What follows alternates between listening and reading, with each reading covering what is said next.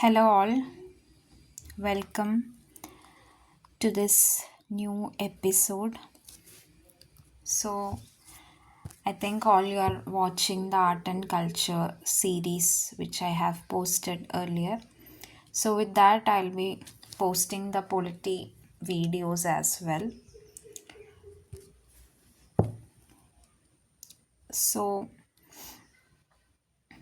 ഇന്ന് നമ്മൾ പൊളിറ്റിയാണ് നോക്കാനായിട്ട് പോകുന്നത്. എസ്പെഷ്യലി പൊളിറ്റി എന്ന് പറയുന്നത് പൊളിറ്റി എന്ന് തന്നെയല്ല, ശരിക്കും UPSC പ്രിലിംസ് എക്സാം അല്ലെങ്കിൽ മെയിൻസ് പ്രിലിംസ് ആണല്ലോ നമ്മുടെ ഫസ്റ്റ് സ്റ്റേജ്. അപ്പം എക്സാമിന് ഇന്ന ടോപ്പിക്സ് ഇമ്പോർട്ടൻ്റ് അല്ലെങ്കിൽ ഇന്ന സബ്ജക്റ്റ് ഇമ്പോർട്ടൻ്റ് എന്നൊന്നും ഇല്ല. നമ്മൾ അങ്ങനെയൊന്നും കരുതുകയും ചെയ്യരുത്. എല്ലാം നമ്മൾ ഈക്വലി കൊണ്ടുപോകണം എന്നുള്ളതാണ് എൻ്റെ ഒരു കോൺസെപ്റ്റ് എന്ന് പറയുന്നത്. ഓക്കെ, നമ്മൾ stick on to the syllabus. കോച്ചിങ്ങിനെക്കാട്ടിലും I think we have to stick on the syllabus. So ഇതിനകത്ത് ഇത് പ്രിലിംസിൻ്റെ സിലബസാണ് നിങ്ങളിപ്പോൾ സ്ക്രീനിൽ കാണുന്നത്. അപ്പം ഞാനിങ്ങനെ പൊളിറ്റി ഇങ്ങനെ വീഡിയോ ഇടാം എന്ന് പറഞ്ഞിരിക്കുമ്പം ഞാനിങ്ങനെ ആലോചിക്കുകയായിരുന്നു, like how should I teach you the polity subject. അപ്പം ഞാൻ സിലബസ് എടുത്തു. മെയിൻസിലെയും ഞാൻ നോക്കിയിട്ടുണ്ടായിരുന്നു. മെയിൻസിലെ കുറച്ചും കൂടെ കറണ്ട് അഫെയർസ് റിലേറ്റഡ് ആണ് എനിക്ക് തോന്നിയത്, മെയിൻസിൻ്റെ ക്വസ്റ്റ്യൻ പേപ്പേഴ്സൊക്കെ വായിച്ചപ്പോൾ. But still it's related. And so this is the syllabus of the polity subject. അപ്പം പ്രിലിംസിന് ഇതൊരു ഇവിടെ ഒരു കാര്യം കൂടെ എഴുതിയിട്ടുണ്ടായിരുന്നു, വിച്ച് ഈസ് എക്സെട്ര എന്ന് പറഞ്ഞാൽ ഇങ്ങനത്തെ കുറേ കാര്യങ്ങൾ എന്ന് പറഞ്ഞാണ് തന്നിരിക്കുന്നത്. അപ്പം നിങ്ങളെല്ലാവരും അല്ലെങ്കിൽ UPSC ആസ്പിരൻസ് എപ്പോഴും പൊളിറ്റിക്ക് ഫോളോ ചെയ്യുന്ന ബുക്ക് ലക്ഷ്മികാന്ത് ആയിരിക്കാം. ഓക്കെ, സോ ഞാൻ ആക്ച്വലി ഫോളോ ചെയ്യുന്നത് Laxmikant. Okay, it's good. But ഞാൻ പ്രോബബ്ലി ബുക്സ് അല്ല, ഞാൻ ടോപ്പിക് വൈസ് ഏതാണോ റെലവൻ്റ് ആയിട്ടുള്ള കണ്ടൻറ് ഉള്ളത് അതാണ് ഞാൻ ഫോളോ ചെയ്യുന്നത്. അപ്പോൾ so this is the polity syllabus. അപ്പോൾ സിലബസിലേക്ക് നമ്മൾ കടക്കുമ്പം ഇന്ത്യൻ പൊളിറ്റി ആൻഡ് ഗവേണൻസ് ആണ് സബ് ഹെഡിങ് ആയിട്ട് കൊടുത്തിരിക്കുന്നത്. ഇന്ത്യനിലെ പൊളിറ്റി ഗവൺമെൻറ്റ്സ് ആണ് നമ്മൾ പഠിക്കുന്നതെങ്കിൽ കൂടിയും നമ്മൾ മറ്റ് കൺട്രീസിലെ ഗവൺമെൻറ്റ്സിൻ്റെ കുറച്ച് ഐഡിയ നമുക്ക് ഉണ്ടായിരിക്കുന്നത് നല്ലതാണ്. കാരണം കമ്പാരിഷൻ നോക്കുമ്പോൾ നമുക്ക് അറിയാനായിട്ട് പറ്റും ഏതാണ് ബെറ്റർ എന്നുള്ളത്. ഇനി അടുത്തത് സിലബസിലേക്ക് വരുമ്പം നമ്മൾ കോൺസ്റ്റിറ്റ്യൂഷനാണ് പഠിക്കുന്നത്. സോ കോൺസ്റ്റിറ്റ്യൂഷൻ എന്ന് പറയുമ്പോൾ ഇന്ത്യനിലെ കോൺസ്റ്റിറ്റ്യൂഷൻ, ഭരണഘടന, അത് നമ്മൾ ഡീറ്റെയിൽ ആയിട്ട് പോകേണ്ട ആവശ്യം ഉണ്ട്. ബിക്കോസ് അതാണല്ലോ നമ്മുടെ ഇന്ത്യയുടെ കോർ, ഹാർട്ട് എന്ന് പറയുന്നത്. Then political system another important ടോപ്പിക്കാണ്. നമ്മുടെ ഇന്ത്യനിലെ പൊളിറ്റിക്കൽ സിസ്റ്റം എങ്ങനെയാണ് വർക്ക് ചെയ്യുന്നത്, എങ്ങനെയാണ് ഫങ്ഷൻ ചെയ്യുന്നത്, എന്തൊക്കെ റൂൾസും റെസ്പോൺസിബിലിറ്റീസും ഉണ്ട് എന്ന് നമ്മൾ അറിഞ്ഞിരിക്കണം. Then we have Panchayati Raj, another important thing. Panchayati Raj ഉണ്ട്, പബ്ലിക് പോളിസി, റൈറ്റ്സ് ഇഷ്യൂസ്. അപ്പോൾ ഇതാണ് നമ്മൾ ഫുള്ളി സിലബസ് എന്ന് പറയുന്നത്.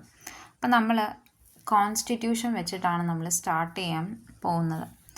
അപ്പോൾ ഇന്ന് നമ്മൾ we are going to start the syllabus, especially prelims oriented. Okay, അപ്പോൾ എല്ലാത്തിനെയും നമ്മൾ ചെറുതായിട്ട് കാണരുത്. കാരണം ഇതിലാരെങ്കിലും 2026 പേപ്പർ അപ്പിയർ ചെയ്തിട്ടുണ്ടെങ്കിൽ നമുക്കത് മനസ്സിലാക്കാനായിട്ട് സാധിക്കും. Like it was not an easy paper. നമുക്കൊരു ഒരു ഷോക്ക് എന്നൊരു എക്സാമും കൂടെയാണ്.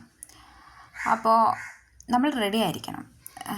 കുറ്റം പറഞ്ഞിട്ടൊന്നും നമ്മൾ കാര്യമില്ല, പക്ഷേ നമ്മൾ റെഡി ആയിരിക്കണം പേപ്പർ അപ്പിയർ ചെയ്യാനും ഫേസ് ചെയ്യാനും ആ ചാലഞ്ച് ഏറ്റെടുക്കാനും. Because at the end of the day we are going to Zafar.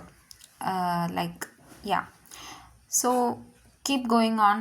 Because if you not study or if you attempt the paper, if the paper is bad, good, moderate, anyhow the UPSC is going to select those 13,000 or plus students for the mains. Okay, so talkings apart, let us move on to the today's topic. So today is the start of the polity.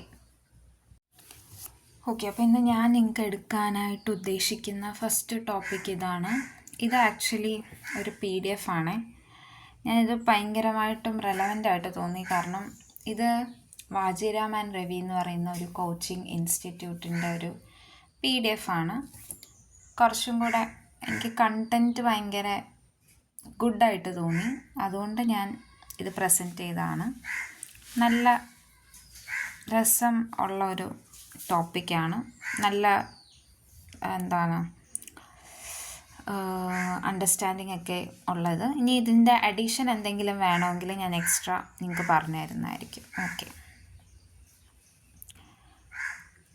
So this is historical background of Indian constitution. ഇതാണ് നമ്മുടെ തുടക്കം. അപ്പോൾ നമ്മുടെ Indian കോൺസ്റ്റിറ്റ്യൂഷൻ്റെ background എന്താണെന്നറിയാം. നമ്മുടെ Indian ഭരണഘടന ഇന്നത്തെ രീതിയിലാകണം എന്നുള്ളതിൻ്റെ ആ ഒരു പശ്ചാത്തലം മനസ്സിലാക്കുന്നത് ഭയങ്കര ഇമ്പോർട്ടൻ്റ് ആണ്.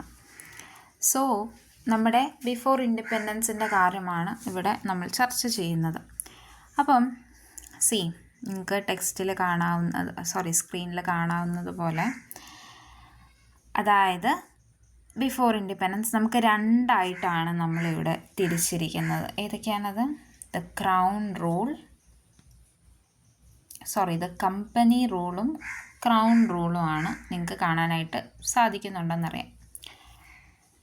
So company rule starting from 1773 1858 വരെയും ക്രൗൺ റൂൾ 1858 തൊട്ട് 1947 വരെയുമാണ്. സോ ദ കമ്പനി റൂൾ എന്ന് പറയുന്നത്, അതായത് നമുക്കറിയാം, ലൈക്ക് നിങ്ങൾ മോഡേൺ ഇന്ത്യയിലൊക്കെ പഠിക്കുന്നുണ്ടെങ്കിൽ, അല്ലെങ്കിൽ നിങ്ങൾ ഹിസ്റ്ററി പഠിച്ചിട്ടുണ്ടെങ്കിൽ നിങ്ങൾക്ക് മനസ്സിലാക്കാനായിട്ട് പറ്റും. Like battle of Buxar, battle of Plassey എന്ന് പറയുന്ന 2 യുദ്ധങ്ങൾ നടന്നിട്ടുണ്ട്.